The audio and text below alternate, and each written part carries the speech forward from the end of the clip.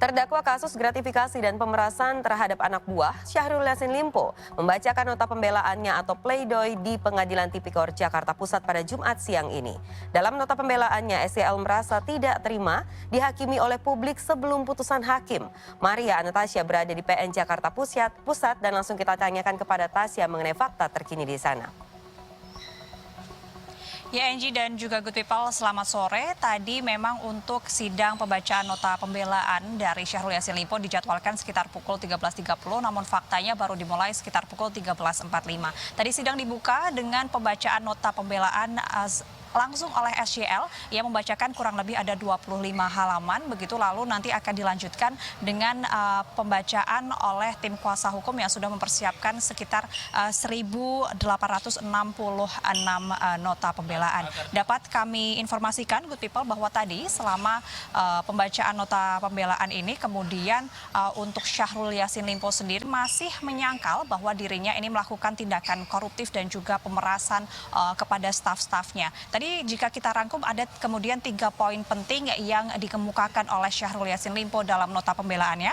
Yang pertama adalah bahwa ia merasa dizolimi karena ia merasa dituduh melakukan hal yang ia tidak lakukan. Lalu yang kedua, ia juga menyampaikan beberapa poin-poin prestasinya saat menjabat sebagai pimpinan daerah sebelum menjabat sebagai menteri yang ia harapkan hal tersebut dapat kemudian membuat majelis hakim ini kemudian menilai bahwa karakternya ini bukan karakter yang koruptif begitu. Lalu di poin ketiga sendiri, Syahrul Yassin Limpo ini meminta untuk penegakan keadilan terhadap dirinya. Ia memohon pada majelis hakim untuk kemudian menjatuhkan putusan bebas ataupun untuk menjatuhi hukuman yang seadil-adilnya terhadap dirinya. Karena ia merasa bahwa hukuman pidana 12 tahun lalu juga denda 500 juta yang disampaikan atau dituntutkan kepadanya ini sangat memberatkan karena lagi-lagi dirinya merasa bahwa ia tidak melakukan hal-hal yang dituduhkan terhadap dirinya.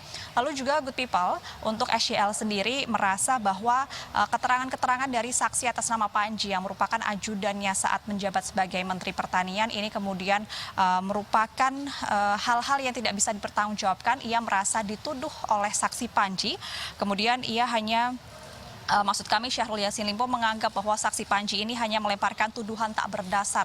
Ini hanya asumsi dan juga kemudian rekayasa informasi belaka.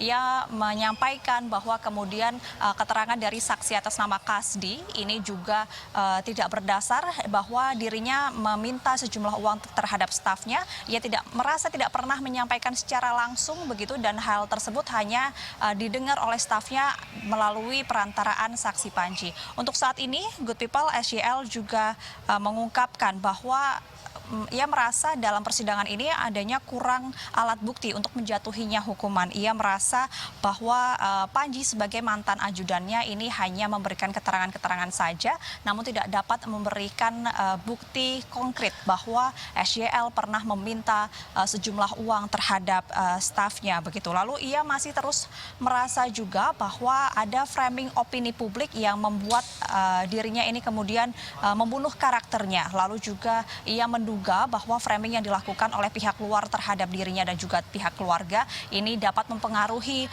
putusan yang akan dilakukan atau dijatuhkan majelis hakim terhadap dirinya terkait dengan kasus ini.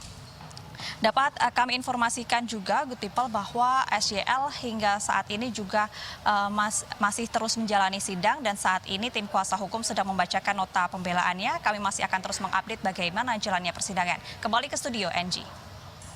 Ya.